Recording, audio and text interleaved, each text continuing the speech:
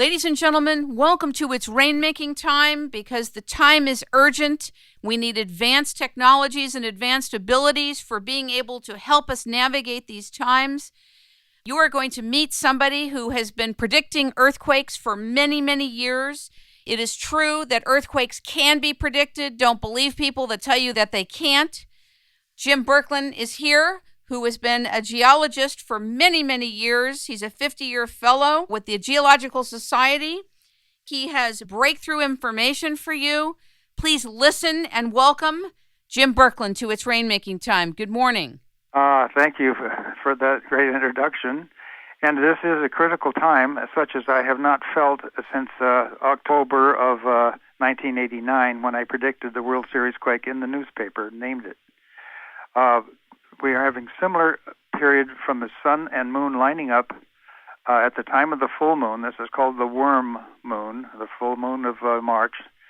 And it's less than 1 hour away from the time of the closest approach of the moon that we will see until the year 2016, when in November of that year, the moon will be even a little bit closer. So, and then the next day, we have the equinox, as the opening day of spring. So, three major tide-raising factors lining up the sun, moon, and earth, that's called syzygy, new or full moon, nearness of the moon, which is perigee, and then there's an equinoctial tide at the time of the equinoxes. So you put them all together in the same 24-hour period, and we expect extremely high tides. Now, they're not necessarily always expressed by ocean tide maximum periods, but earth tide, the solid earth moves up and down about 3 feet under the full moon. And that affects groundwater and fluids in the earth, such as magma and oil. And these times, for example, the only thing holding a fault together is friction. And it takes a certain amount of time between slippages of fault, depending upon how active the fault is to begin with. It may be, a couple hundred years between major failures, or maybe just like around the geysers and Yellowstone, where the quakes are happening all the time because of movement of steam and fluids in the subsurface. But it turns out that so many of the larger quakes occur at predictable times. Now, in Southern California, I was born in 1930.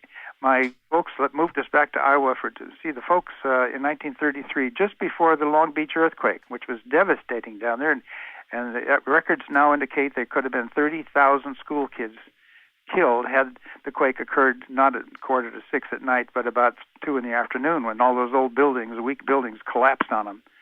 Well, that was on the day of an eclipse of the moon. And the next big quake in Southern California was in San Fernando, February 9th of 1971. That was on the day of the eclipse of the moon. Now, was that San Fernando or San Francisco? San Fernando, okay. 1971. And so that was also on the day of the eclipse of the moon. The biggest quake in North America that we know about was the 9.2 Alaskan quake in March 27, 1964, on the day of the full moon. And then the next big tsunami and the 9-point magnitude quake, the next one after 64 was 2004 in the Indian Ocean. And that was on the day after Christmas. And guess what? Day of the full moon. The biggest quake in the Yellowstone area was on the day of the full moon. The biggest quake in the Tehachapi area last century was the Kern County quake, 7.7 on the day of the new moon.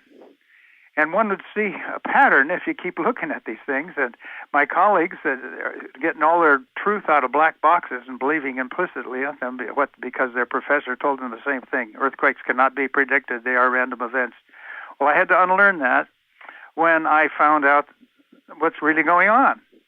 And not only that, the animals are aware before large quakes especially.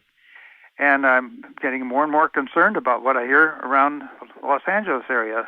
At Malibu in December, this very rare fish, eel-like fish about 12 feet long, washed up on the beach alive. And the people were, what is this? Well, they normally live down, they're called an oarfish. They live down about a mile deep under the ocean. This was on the beach. And a little boy, an 8-year-old boy, came up and identified it. That's an oarfish. My teacher says, she saw pictures of it. Well, anyway, an oarfish, if you go to Google and look it up, you see the Japanese called it an earthquake fish.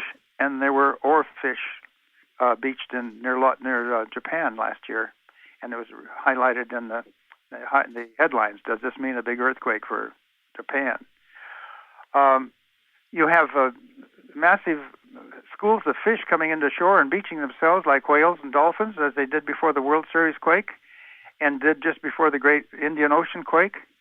Well, we had this massive fish kill at Redondo Beach here about 2 weeks ago. All these fish filled up the boats. It was so thick with fish they could hardly move the boats, and they all died. And I guess they're turned up in recycling or somewhere. But the fish died, and we were told, well, they were probably frightened and scared in by a scavenger or by sharks or something. Baloney. And then we just heard about massive fish came in by Acapulco. They were out scooping them up and harvesting them.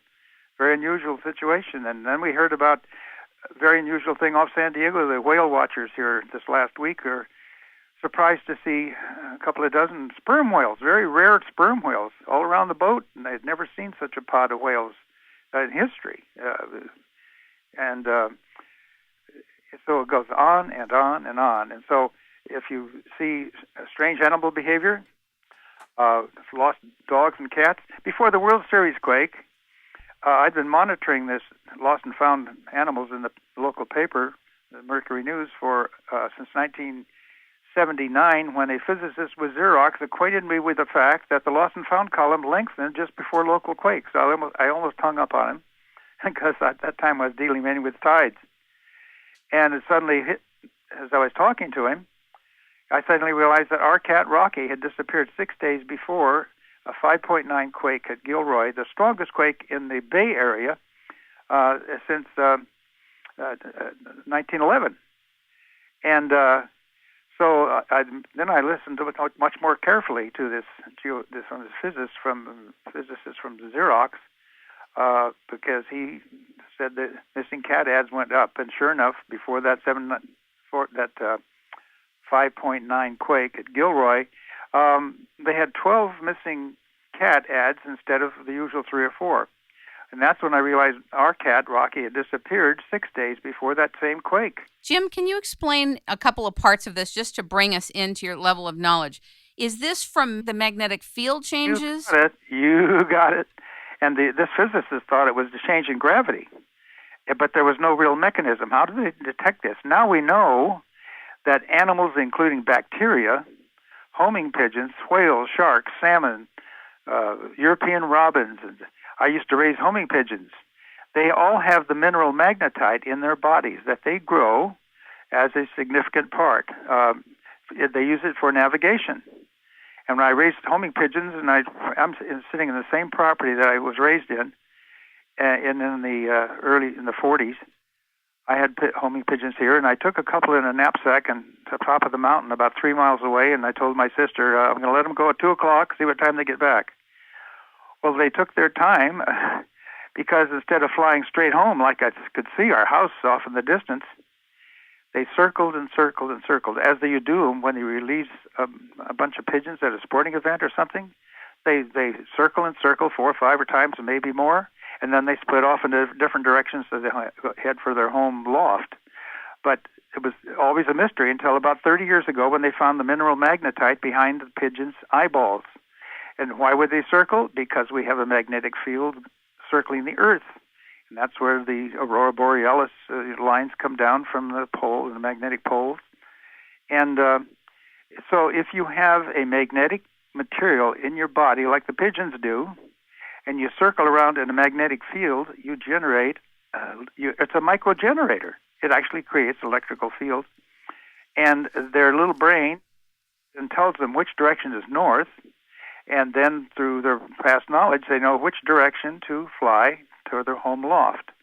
And before earthquakes, many pigeons cannot find their way home. They'll sit down in a park or a schoolyard or something and wait for things to settle down. And I used to